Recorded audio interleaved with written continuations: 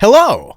Today I'll be discussing 5 of the most dangerous, deadly, uncanny, and mysterious levels inside of the Backrooms lore. These are places that you probably do not want to get sent to due to their layouts, their effects, and their entities that you literally cannot survive. If that sounds cool, please leave a like for more long-form videos like this, and comment your favorite level from this video down in the comment section below. Thank y'all for everything. Without further ado, sit back and relax, grab a bucket of popcorn, and let's get into the top 5 horrible levels that I've bestowed upon you today.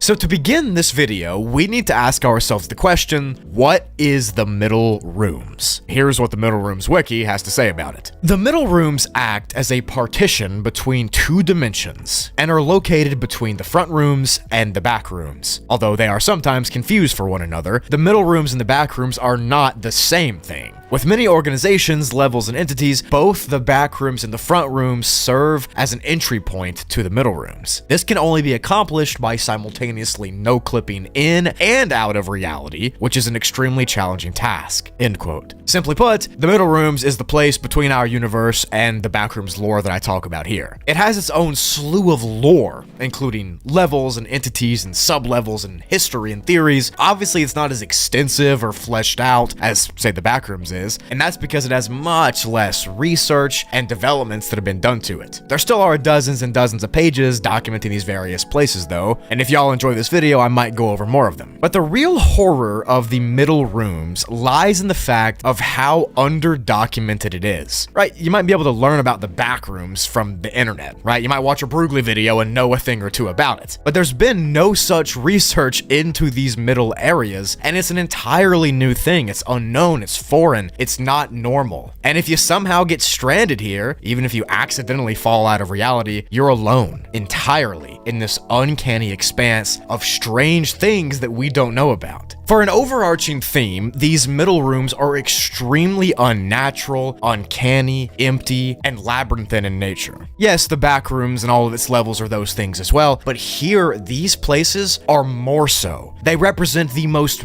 barren of places, and the hollowness of getting lost there. It's almost like these liminal spaces here are carnivorous. They swallow up any life force, and they make you exist alone. The middle rooms is chocked full of very, very disturbing things. There are disturbing levels in the Backrooms and entities too. I've talked about them all the time, and I will continue to do so, but something about these middle rooms things, just looking through its wiki, something is off about them. Everything's more distorted, everything's blown out of proportion, and it's just extremely strange to look at. So for this next portion of the video, I want to go over a few pieces of lore regarding the middle rooms and talk about why it's as strange as I say it is. I'll go over one level, one entity, and one object from the middle rooms lore, and if y'all like it, I might do more videos. If you don't, I won't. But the level classification system is pretty similar to the Backrooms, simply for research purposes, and the two are connected whether they like it or not. The front rooms, Backrooms, and middle rooms are all sort of the same conglomeration bundled up together.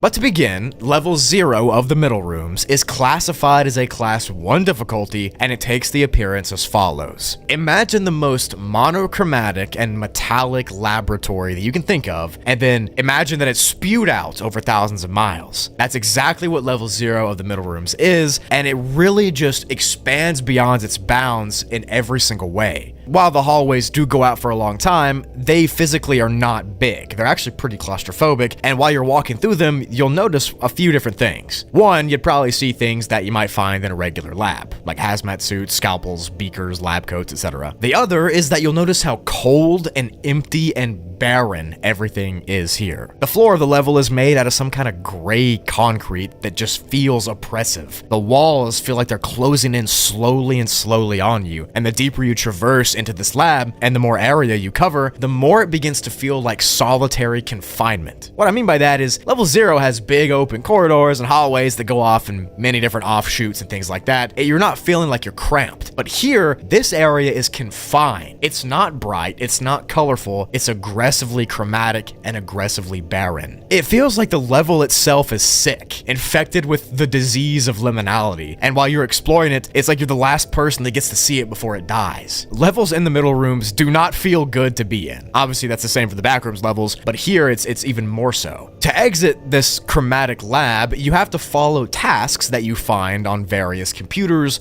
and tablets written here. Whoever writes these tasks, where they come from, why they are so what they are is unknown. They could be mundane, they could be complicated, whatever the case is, you have to follow them and do them in order to be sent out. They're completely randomized and they change based off of who enters the place, and completing them, as far as we know, is the only way to get out of the level. If you do make it out of level 0 though, you're bound to explore more levels, which I will go over in future videos if you would like me to cover more Middle Rooms episodes.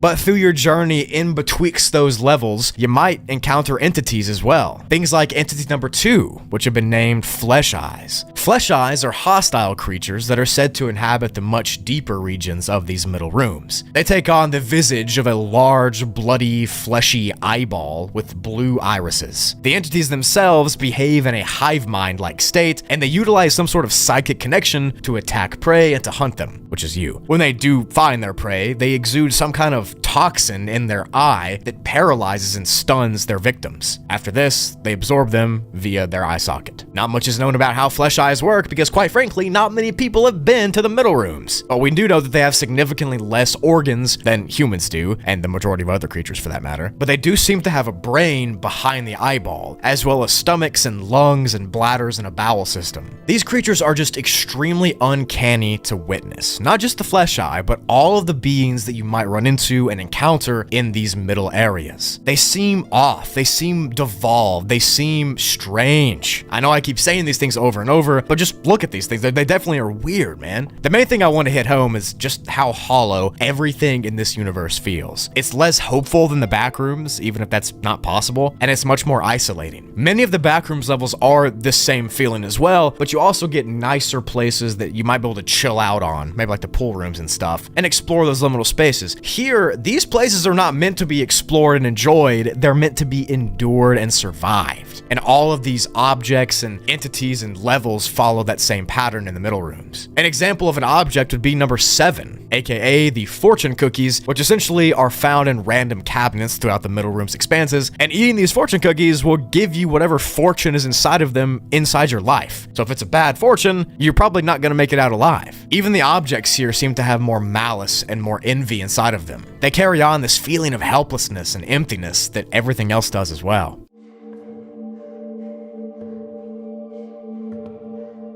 The middle rooms are just a terrifying branch off, like a smaller sibling of the backrooms lore that you're used to. They add this extra dimension of fear and terror that the backrooms has all over itself, but here it's concentrated. As I've said a few times in this video, if you want me to cover more middle rooms lore, I'll be glad to do that. Just let me know by leaving a like and commenting. Keep in mind the middle rooms and the back rooms and the front rooms are all part of the same lore space. It's just that this is a much less fleshed out part of the lore. It's been there for a while, just no one's talked about it. Until now, you just listen to me talk about it for like 10 minutes.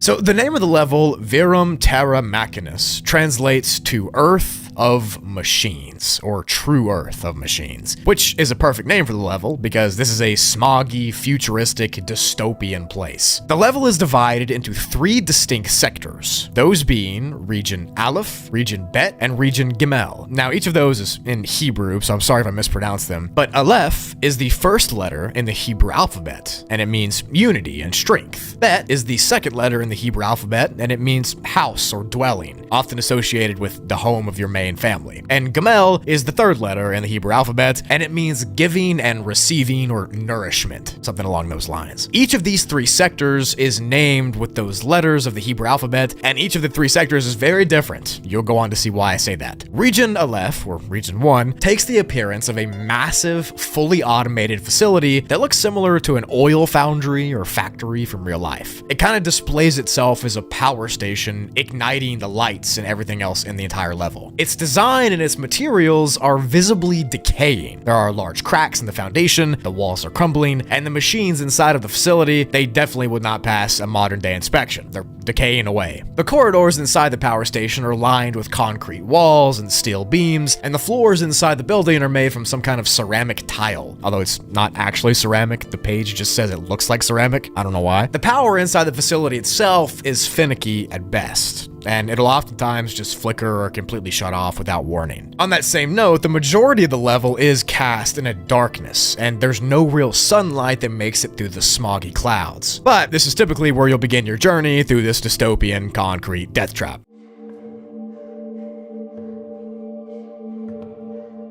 Once you find an exit door somewhere in the factory, you'll be able to go outside, and this will lead you to the second region of the place, Region Bet, or Region 2. This area looks to be an urban city sprawl, kind of like a large city you'd see in the USA, except this one is constructed fully out of metallic materials, meaning that each building and structure is purely aluminum, iron, cobalt, or copper, and it gives everything this shiny, brutalistic future vibe. Like SpongeBob episode SB129, where Squidward's in the future, that's what these buildings look like. Everything is lifeless, everything is barren, and it seems like it was abandoned a long time ago, but trust me, it is not abandoned. And I say that because in this region, the highest concentration of entities reside. Each structure in this place is a sort of anomalous zone in and of itself. Each of these little buildings you can go in act strange. The geometry is non-Euclidean, the hallways are winding and looping, and they look much bigger on the inside than the outside. But more importantly, they act as a home for strange instances of various creatures, machines, and amalgamations that spawn here. A lot of these entities are unknown to us on the wiki. They're just unique looking fleshy monsters that hide in the shadows. But some entities that are normal have been seen as well. For instance, the neighborhood watch entity from level 9 has been seen here, as well as smilers and skin stealers and that sort of thing. But other creatures made of weird fleshy amalgamates live here as well, and strange cybernetic beings that resemble humanoid robots have been seen walking through the alleyways. I really want to drive home just how desolate and dystopian this place is. It's not a happy little city like level 11. This is a really disgusting, stinchy, oily, rotten place with an oppressively large design. It's huge. It's easy to get lost in. It's like a gigantic maze. There are machines and cameras and cybernetic parts everywhere. It's less human and more robot. And there's no one here that can help you. You're all completely alone, getting stalked by these unknown species of creatures that live in the depths of these buildings. They seem to only crawl out of the shadows to consume food, which in this case is you. Many reports of beasts that I've described just now have come out. There's shadowy creatures, there's fleshy monsters attached and fused to the very metal of the buildings. There's things that run faster than the light and the shadows that follow them. These are just the tip of the iceberg of beings that might exist in this region. It's like the worst nightmare of anybody that's scared of creatures is here. This is the worst possible place to be in this city because you never know what's going to be in any parts of the cramped corners. It just doesn't seem very fun, much less survivable. And there's one specific creature that calls this place home, only known as the King of level 113. Now, the King is this tall, skinny humanoid figure dressed in a large red robe with a cone-shaped hood. Now, inside that hood, there's not a regular head, like a person's head. You can only see one singular eyeball in the middle of a tetrahedron. Now, a tetrahedron is like a 3D triangle, but in the middle of that triangle-shaped head is this one eyeball poking out of the hood. Now, he looks pretty strange and off-putting for sure, and the reason he's called the King of this machine level is because apparently he overthrew the previous so-called ruler many years ago during an event that's called the Machina-Humanity War, the War of Mankind and Machine. Now, this is actually a pretty large event in the lore of the entire Backrooms, and it caused this place to have this futuristic, decaying, dystopian vibe, as most places would be after a robot-human war. I'll touch more on the wars later, but just get that in your mind, that robots and humans have fought before.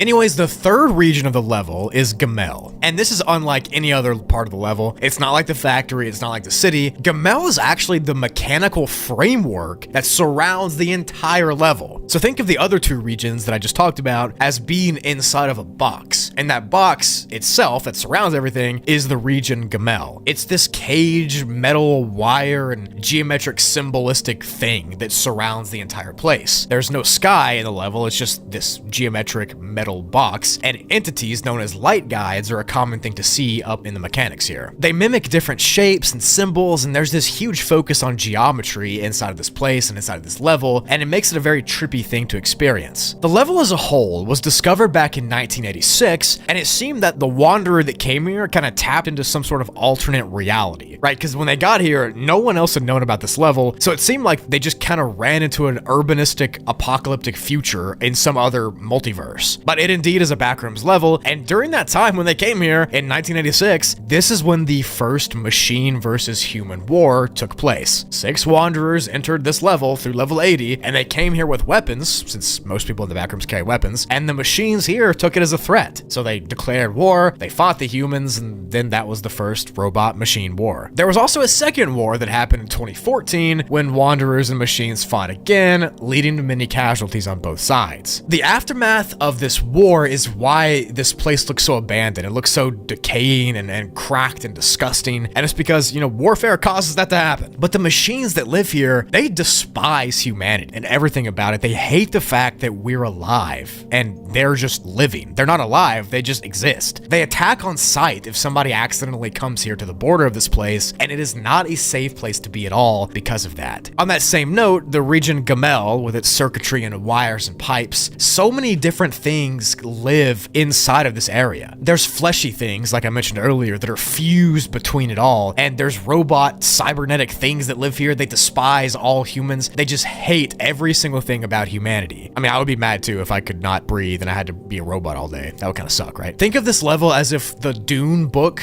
lore meets the All Tomorrows lore meets the I Have No Mouth But I Must Scream lore, and that is exactly what level 113 is like. Am from I Have No Mouth But I Must Scream, that's how the machines here act towards humans. They hate us with a deep-seated despising. They want to see all humans die, and they live in this urban, circuit-filled, technological, monochromatic mess, and it just seems disgusting. The entire place is just like a giant computer circuit. You don't want to be inside of it at all. The place is so dangerous, in fact, that the entrances have been redacted due to all the warfare and the madness that's happened over the years, and the only exit is to locate and enter a door inside of Region Gamel. This might have the chance to lead you to level 11 if you're lucky. Once you exit the city though, and you look back at that door you just came through, you cannot re-enter. I want to tell you how disgustingly metal. No, this sucks. Everything is metal. There's no natural biological things. It's just machines, circuit boards, wiring, fuses, and every single thing inside of this is full of smoke and darkness and death. With strange creatures that live in the shadows and in the small buildings here, this might be the most anti-human Backrooms level of literally all time. And I gotta say, it is one of the best levels that I've read in a minute. I think it makes for a really good video, and I sincerely hope you enjoyed my explanation of it.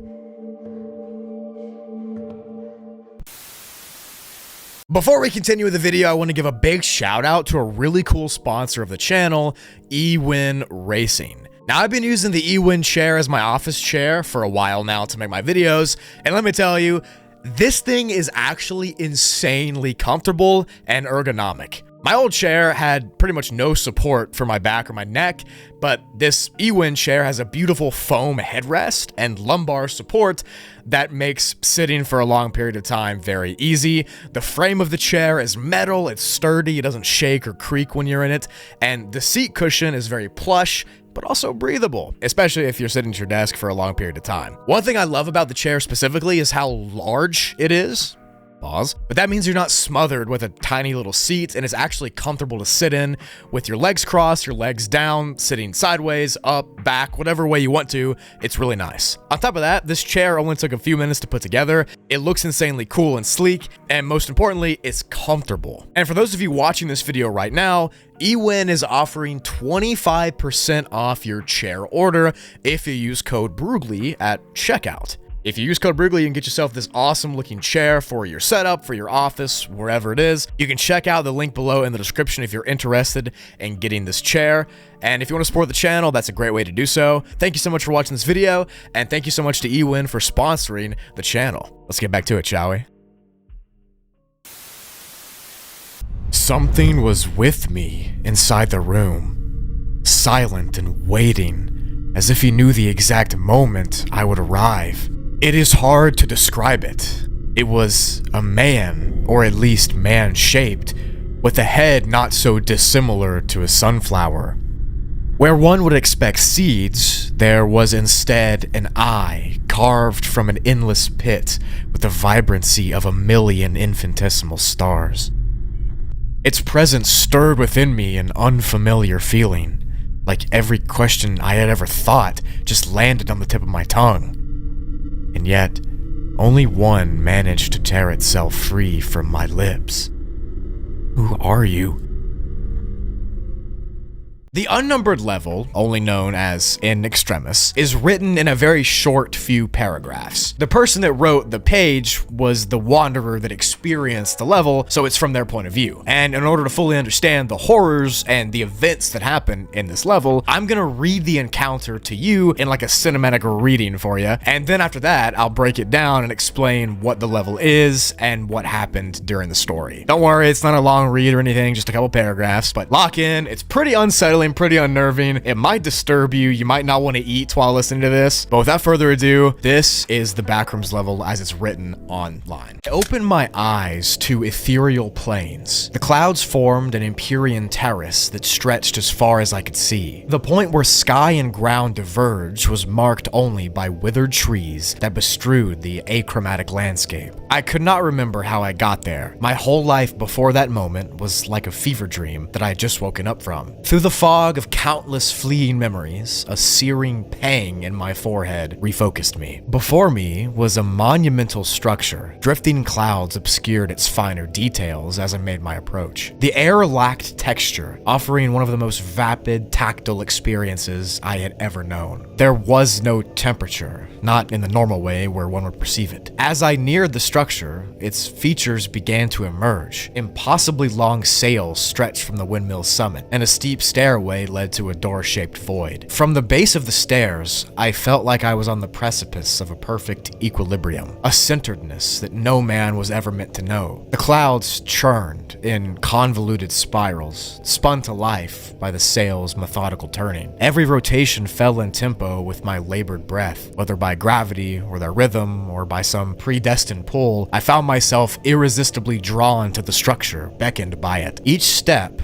on the weathered wooden stairs bore the weight of the lifetime of forgotten memories that led me there. I gripped the railway as I pulled myself forward, and it too lacked the structure one would expect for its appearance. I winced, overwhelmed by another pain in my head, a wet, burning sensation that shook me to my core. When I opened my eyes, I was at the apex of the stairway. The doorway stood before me, like a waiting jaw. I blinked again, and I was inside the windmill. The familiar sound of an old door closing echoed somewhere in the distance behind me. Something was with me in the room, silent and waiting as if it knew the exact moment that I would arrive. It is hard to describe it. It was a man, or at least man-shaped, with a head not so dissimilar to a sunflower. Where one would expect seeds, there was instead an eye, carved from an endless pit, with the vibrancy of 1,000,000 infinitesimal stars. Its presence stirred within me an unfamiliar feeling, like every question I had ever thought just landed on the tip of my tongue. And yet only one managed to tear itself free from my lips. Who are you? I do not have a name, but you may know me as Redacted. Its voice was soft and loud and ever-knowing, the discordant harmony of 1,000 whimpering dogs, and yet words formed nonetheless. Its name was incomprehensible, an unwelcome impurity of countless broken promises,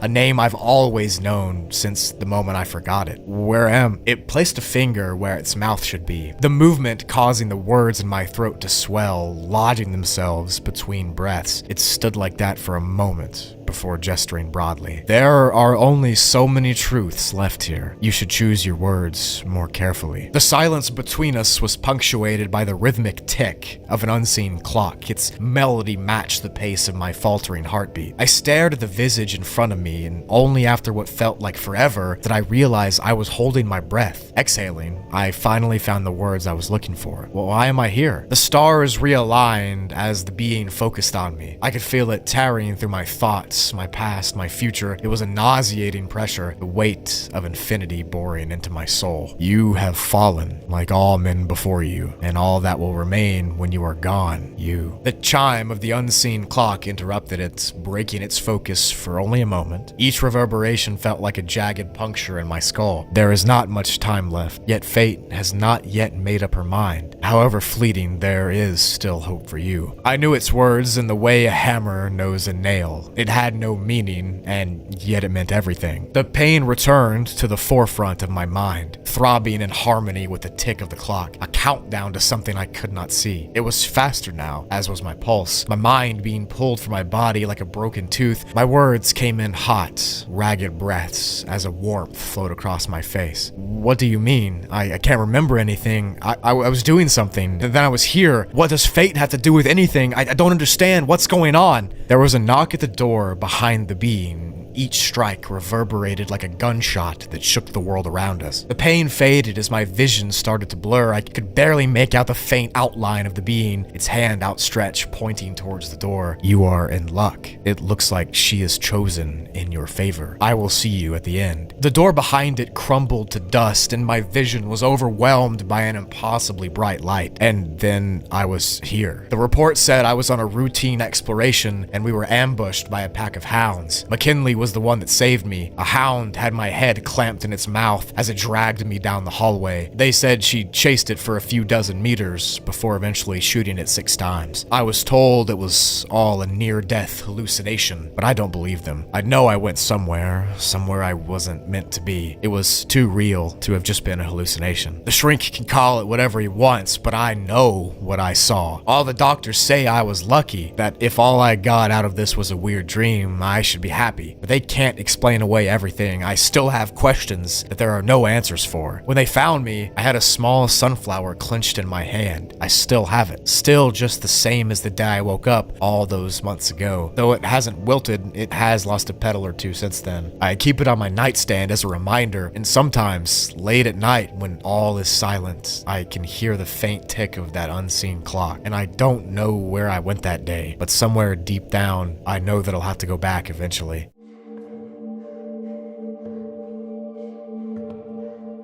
So that was the story of the unnumbered level in extremis. That was the entire page. I just read it for you. Hopefully you enjoyed that. So what you heard was directly taken from that page. And now I want to talk about what does it mean? Where did this happen? And I want to talk about some theories as to what this sunflower creature is and where this level's located. So let's break it down. When the wanderer that's experiencing this level, quote unquote, wakes up, it appears like it's a dream. And that this horrifying grayscale world that they just adventured through, where that creature was having dominion over it, was just a figment of their own imagination. And that's what everybody else was telling them. So people around this person seem to believe that it was a hallucination of some sort, maybe just a bad dream, but as we know it, things beyond our comprehension happen all the time inside of the Backrooms. In fact, most of the things that happen in the Backrooms are beyond our comprehension. So what is this level? What is the windmill? What is this sunflower man? From the reports, we can gather that the level looks to be some sort of grassy field expanse with an achromatic coloration, which just means it's black and white, there's no color. There are tall grasses and craggled trees dotting the field, and above them all are these really fake-looking clouds that kind of swirl around. The ambience is apparently non-existent, and that's because there's no temperature, there's no wind, everything just feels normal. A little too normal. But then the wanderer starts to walk through the fields, and eventually they notice a mill or a windmill of some sort on the horizon. They begin to feel drawn to this windmill, like a spiritual calling is telling them to walk up the stairs in the front of of it, and once they see the staircase, they can't look away. That's all they can think about is climbing them. When they do climb them, the sky begins to spin, the breathing of this person begins to slow down, and they eventually get entranced by the windmill itself and almost addicted to it. After they blink while climbing though, when they open their eyes, they are inside of the windmill right in front of this shadowy humanoid figure with the head of a sunflower and with the eye in the middle of that head. As far as I know, this entity is not located anywhere else in the Backrooms except this unnumbered level. This is the only time I've heard of it. It's not listed anywhere else. This is it. But the Wanderer began to talk to this creature and tried to ask it questions, but we can tell one thing right off the bat: the entity is very powerful. It has the ability to make that person feel strange and euphoric, but also it won't let them talk. It keeps their mouth closed and they start choking on their own words. Then the creature drops some really like esoteric stuff, talking about how this is not the end and that kind of stuff, and it's all very demigod-like and stuff. And before they know it, that Wanderer begins to hear a weird clock ticking sound off in the distance. The creature looks around like he knows what's about to happen, and then the Wanderer eventually gets sent to wake up in real life in the Backrooms, beaten and injured, apparently having hallucinated the entire thing. The Wanderer knows deep down that what they just experienced in the windmill was real, the entity was real, the sunflowers were real, the fields were real, but they don't know how to get there, and they don't know how they even got there to begin with. Theories on what this level actually is range widely. It could have been some entity-induced hallucination, where the Wanderer was on a level, maybe they encountered a creature with the ability to alter somebody's mental state, and they put them in the stream. We've seen something like this before with things like Pinhead, but maybe this creature did this to subdue the Wanderer to eat them? I don't know. Another theory is that this level is some sort of pocket dimension, only accessible in ways that we don't understand, and somehow this person got there into this domain and they weren't supposed to be there. Whatever the case is, we cannot be 100% sure as to the origins of this gray field and this windmill and this entity. We have no real information on it since only one person's even claimed to be there, or claimed to survive at least. It doesn't mean it's not real, but it does mean that there's some sort of new type of level that's only accessible if something wants you to be there, which is a terrifying thought to really ponder on. For some reason, that creature wanted this person to see them. They wanted to interact with them, and we don't know why. It could have killed the Wanderer. It could have made them not exist anymore, but it didn't, and it chose to get them sent back, and even though it was this fever dream experience, the person lived through it, although they were bloodied up and had a very strange encounter. They'll have to go the rest of their lives knowing that their friends do not believe what they saw. They only think their friend got attacked by a hound pack, and that's what caused them to hallucinate. But maybe this person's not lying. Maybe they did encounter this. It's a very strange experience, to say the least. Leave your theories on what you think of this level down below in the comments. Do you think it's real? Do you think it's fake? Do you think it's a hallucination? And let me know everything else you think. There are no listed ways to enter the level, obviously, and as such, there are no listed ways to exit the level. And that's why it is an unnumbered level. We don't know anything about it other than what I read to you. And that right there is pretty terrifying, and the fact that it could happen to anybody kind of ruins my day. It kind of makes me scared. Level 826 has been classified with a dead zone rating because of its many hazards, uninhabitable environments, and as well as their unreliable exits. Quite frankly, spoiler alert, you pretty much can't. Something that makes this level very unique is that it can be accessed only through sleeping. So the entrances and the exits, they don't exist in the mortal plane like normal levels, yet somehow your physical body is still in the level even though you're dreaming. I'll talk more about the science on that later. For a number of reasons, this makes level 826 extremely dangerous and extremely unpredictable because you can't really control your actions while you're being asleep. If someone falls asleep and their body ends up in this level's domain, they'll be greeted with what appears to be an infinite pile of bones stretching out for as far as anyone can see. Think about it like you're at a trampoline park in real life, and you know how they have those foam pits with the big foam blocks? That's how this level is forever, except there's no foam pit or block, it's just decayed skeletons and bones. Now, a little side note, for the video, it's very hard to find images that relate to this level to showcase like a sea of bones. Everything that I can find is AI generated, and I hate AI, as you know. So I went to Photoshop and I painstakingly made the images that you're seeing today, and I placed every single skull in the spot that it is just to have some sort of visual for you all. You're welcome. But anyways, the bones that make up the expanse appear to be human in origin, which is a scary thought, but there are other types of bone structures that have been seen. Some people claim they're from unknown creatures and entities that aren't documented. Whatever the case is, the majority of the bones here are just human skulls and other various parts. Think of that, but literally just as far as you can see and as deep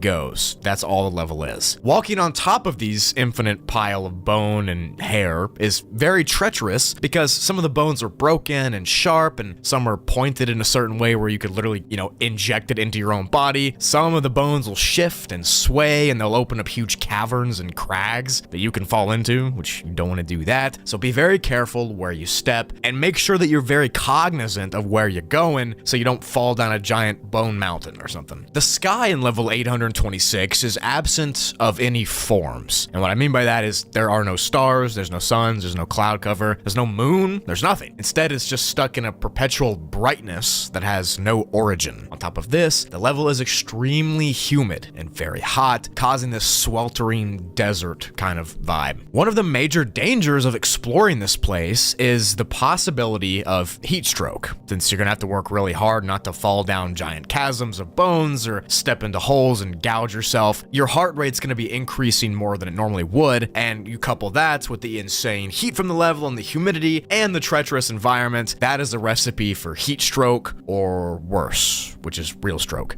But because of the environment that this level displays, the rate of decomposition here is extremely high. So if you somehow have food on your person when you come here through your dream, it'll spoil at an alarming rate. The same goes for water and pretty much every other thing that comes here. It seems that the level itself can affect things on a cellular level, making them decompose faster than any natural thing should be allowed to. And yes, this carries over to humans as well, and that means the longer you stay inside of the level walking on top of this expanse of bones, the more your body will begin to decay from the inside out, because your cells are essentially exploding in mass and they're not regenerating. Now you might be asking yourself at this point in the video, Broogli, you said this level is only accessible through dreaming. So if that's the case, how does your body get affected? Well, it's a good question you just asked there, but let me explain it in the way that the page describes it. Somehow the existence of this level 826, physically can only be entered while a person is in REM sleep elsewhere in the Backrooms. But when your brain enters the level's boundaries, it also pulls your physical body from wherever you're at right now into this place. Think of your brain as a key, and once that key is shoved into the lock of a door and then turned, it'll open that door and you can walk through it. Which means that your brain is the key that opens the door, and behind the door is this level, and once your brain opens it, your body can walk through to the level. Wow, I almost sounded a little bit smart there, didn't I? The only landmark of note in this entire sea of bones is somewhat of a really unknown thing. We're not really sure about it, but it looks to be a massive bottomless pit with a huge statue coming out of the middle of that pit, and atop the statue is a human hand sculpture. The hand is made of stone, and it's connected to the pillar that goes down into the pit, so far down, by the way, that you can't see the bottom. It's actually unknown what's down there. We have no clue if it's endless or a void or what the significance of the hand is. There's just a giant stone hand statue in the middle of a pit somewhere here. The problem with this is we don't really know where it's at because the level does appear to be infinite as far as humans can understand. There's no maps of it, no borders exist, so no one actually knows how to spot this pit. You kind of just have to run up on it when you least expect it, which makes it kind of dangerous. The entirety of the Sea of Bones is honestly an allegory or a metaphor for the Backrooms itself, right? The longer you walk around it, the more deadly things become, the more you physically decay. It's a horrible place to be, and that's pretty much what this level is as well. And when you come here, whether you do it on purpose or by accident, all you're going to be doing is walking up and down huge mounds of bones and hair and tissue with nothing else to look at. It's the same things over and over and over again, and it's monotonous and it's boring, but you're gonna have to lock in really hard if you want to survive this level and get back and wake up from wherever you're sleeping. The way to do that that is very complicated, and I'm gonna try to explain it in the best way possible, so just bear with me for 2 seconds. Now, as I said, to enter the level, you have to be dreaming, and you have to be in REM sleep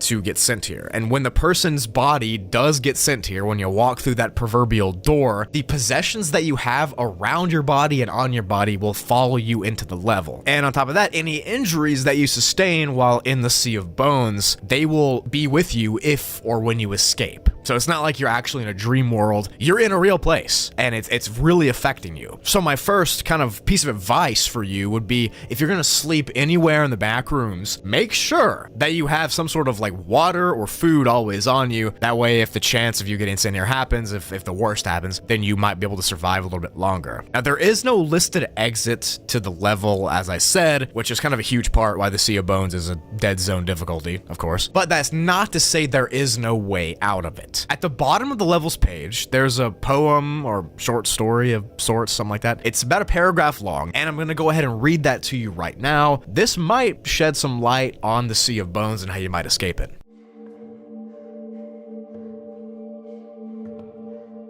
As you fall deeper into the abyss, a cacophony of voices fills your ears. You can hear them calling towards you, so many that you've forgotten. So many that you've left, a world away, a lifetime away. Only a few stand out, stronger than the rest, clearer. These are the ones that you'll never forget, never stop mourning, never move on from. You see their faces begging you to save them. Is this hell? Is this heaven? You'll find out in time, but for now, you're just a visitor. One form stands out from the sea of souls. It's different from the rest. While the others are just fragments of their former selves, this one is whole, a caretaker. It watches you without eyes, moving in ways that you cannot comprehend. The voices struggle to break free, but they cannot return. This is the conclusion for them, but there is no end as the figure moves closer to you. You can feel it seeping into your soul, guiding it out. You try to call to the voices, but they can no longer hear you. You will be with them soon enough. You wake up. So that was that little short story, kind of creative writing that's at the bottom of this page. It sort of almost hints to the fact that what you're hearing and experiencing isn't actually real, and that when you wake up, somehow, you just wake up. So what you did experience might actually be physical and in the realm of normality, but once you wake up from your dream or whatever, you might be able to escape. It also seemed like you're falling, or the person in that story was falling, perhaps through that infinite pit where the statue was, and at the bottom of the pit is just the idea of waking up. That's how you actually wake up, is by jumping in the pit. That's my official theory. You heard it here first, folks. If you want to wake up and survive the Sea of Bones, you gotta jump down the pit. Theories on this level's existence range from it being a place where every wanderer that passes on in the Backrooms is sent, to it being a level where the victims of the Bone Thief entity are sent when they consume them. If you don't know what the Bone Thief is, I made videos on it, but essentially it's a creature that consumes wanderers and then takes their bones and spits out their skin, and we don't really know where the bones go, so it could be here. And maybe it's an exit to real life. Maybe the pit is not an exit from the level, rather it actually lets you escape to the earth. Whatever the case is, I want to hear what you have to theorize about it down in the comments below. And while you're down there, while you're doing that, drop a like on the video if you enjoyed it.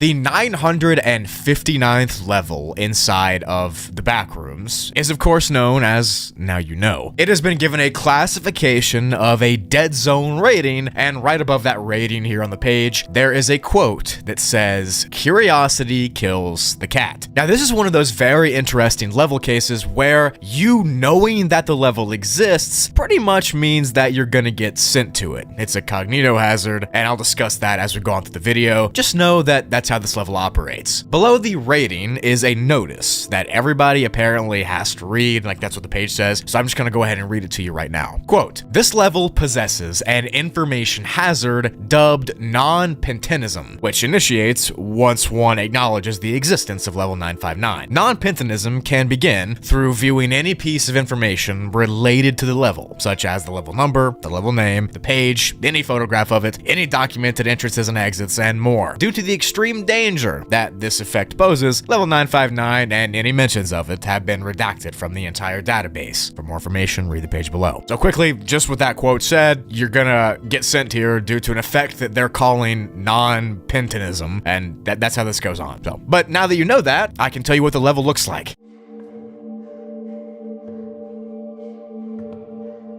Level 959 has only been documented from a select few number of people who have somehow managed to make it out alive. From those poor souls, we now know that the level is a series of very outdated office spaces covered in carpet with a pretty uniform design. Where have we heard that? Like every other level sounds like that, but this one is in particular unique because the walls are a very dull yellow color, like every other level. But the one unique thing, and jokes aside, is that the carpet here is a deep red. The level is comprised of different rooms, and that's literally it. There's not big corridors or hallways like the other levels that I was just making fun of. Instead, here in this level, you'll just be walking from room to room. The lighting in this level comes from the same spot in each individual section, and that would be the middle of the ceiling, because in the middle of each room, there's a dingy lighting fixture that really barely produces any light. It's kind of useless. So all you can see beyond each room's entrance and exit is darkness,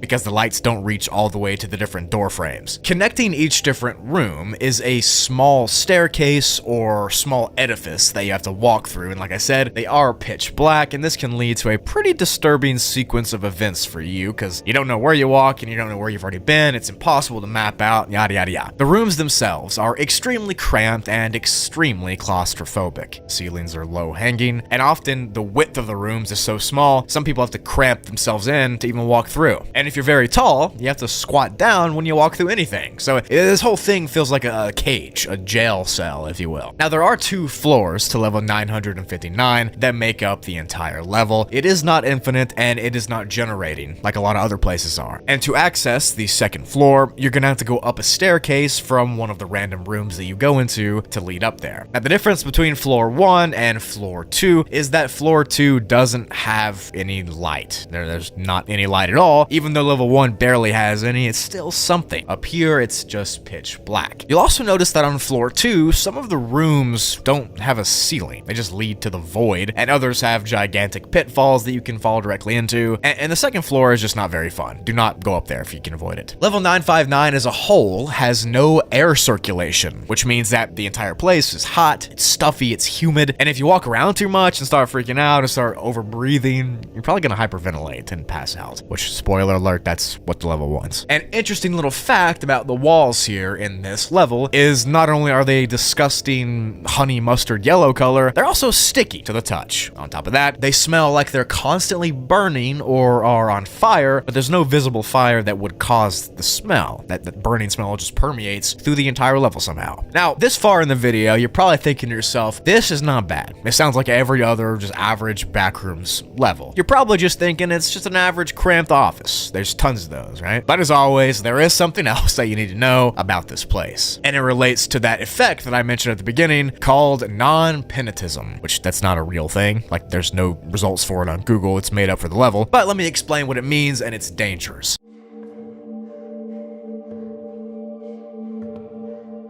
Essentially, non-penitism is an info hazard, which means that any acknowledgement of the level, no matter how big, no matter how small, by you, will cause this info hazard to infect your brain. If you hear about the level, or read it, or even say its level number, you'll begin to slowly develop an addiction to trying to enter the level. You pretty much will feel insanely compelled to go here. Now, this isn't your brain being all messed up. This is your mind, your body, your soul, only desiring to come to this level. Your needs for food and water, they go away. You don't feel like you need to do that anymore. All you want to do is come to level 959. And it doesn't really matter how far away you are from it, because you have to come here. That's literally all your body craves. And if you don't make it fast enough, the level will eventually just cause you to no-clip to it wherever you're at. Once this happens, once you're stuck, in level 959, a 5-day cycle begins, and this is essentially the cycle that you're going to want to avoid because it doesn't sound very fun. Now, the level page has this handy-dandy little graph on there that shows stage 2, 3, 4, and 5 of this infection, but pretty much on stage 2, your eyesight's going to become bad, you're going to start hearing things, you're going to start seeing things, and your organs are going to begin to shut down. This takes place in the first day or two of the effects happening. Stage 3 and 4, of course, get slightly worse with your cognition deteriorating even more, and you begin to become dumber. Your IQ is going to drop, your memory is going to go away, you're going to stop being able to rationally think, and as we get into stage 4, even further cognition deteriorates, and you'll begin to get really weak, your bones will start to crumble inside of your skin, your blood will stop pumping, and that eventually leads to stage 5, which is total organ failure, and you no longer being alive. All of this happens within a few days of seeing this info hazard. Seeing any information about the level at all will cause these stages to happen. And that right there is why the level has been given a class dead zone rating, if you can't tell. Quote, roughly 1 in 30 individuals plagued with non-penitism are deemed long haulers, in which either the stages of the info hazard take course over several months instead of 1 week, or stage progress and halts at the second or third stage, end quote. Now what that means is that some people that encounter the info hazard, that read an information about level 959 or whatever, some of them can last longer, but really that just means they're gonna suffer. Whatever the case is, this level seems to have the desire to consume human souls and lives, and to force people to come here and be inside of it, no matter how far away they are, and it seems like the level just wants people's corpses in the fibers of its carpet or something. I don't know. Now, this cognito hazard affects humans, obviously, but it also works on facelings or any other entity with a similar IQ to that of a person, which, as you know in the Backrooms, there are other creatures that kind of have human level intelligence. The same thing works for them. If they read this level's name, if they hear about it from anybody, they will be consumed with the non-penitism, and it'll start to take them over. Another important thing about the inside of these cramped office rooms is that isolation properties exist in level 959 too. If you're in these rooms, you can't see or sense other wanderers also being in the level, like you can't interact, but sometimes, rarely, 2 wanderers can phase through each other. And when this happens, you'll know that it happens, but you won't necessarily be able to interact with it. You might be able to hear footsteps of nearby wanderers, but not see anybody. You might be able to sense their aura or something, but you can never actually interact with them. On top of this, nothing else in these office rooms emanates any sounds. Nothing naturally, that is, because the only sounds you'll hear are the footsteps of yourself, or if you walk past another wanderer who's also in the level, but you can't see them, you still might be able to hear their echoing footsteps. Another interesting thing is that sounds that you create are trapped inside of that room that you create them in. So if you do pass by a wanderer, you will only be able to hear them in that one room. The gravity of level 959 is also a little bit higher than that of our Earths and the rest of the Backrooms, to be honest. So due to this, you're kind of getting pulled down to the floor a little bit more by about 30%, which means you might have height loss and increased blood pressure and that sort of thing as well. It's literally as if level 959 is trying to pull you to its center. It already pulled you from wherever you were in the Backrooms to come here, and now it's trying to consume you into its very fibers. Now, as you're hearing this explanation of the level, 959, you're probably thinking that it sort of reminds you of another level you've heard about, if you're terminally online like we all are. And the level you're probably thinking of is that it sounds similar to the game level, which I've made multiple videos on in the past. You can go check them out. But both of these levels seem to hate humanity, and they kind of force wanderers to compete in a game against death, whereas the actual game level makes you do these different things, these different tasks, and kind of forces you to stay inside of itself. This place, level 959, is the game, and it forces you to stay inside of itself either way. Now, this is a quote at the bottom of the levels page that I think talks about it pretty well. Quote, "It actually reminds me of something back on my time on Earth. Since the internet was just starting to get big before I fell in, there were tons of crazy things on there, basically total anarchy. Really, because it was a whole new frontier to everyone, there was this one game that drew my attention,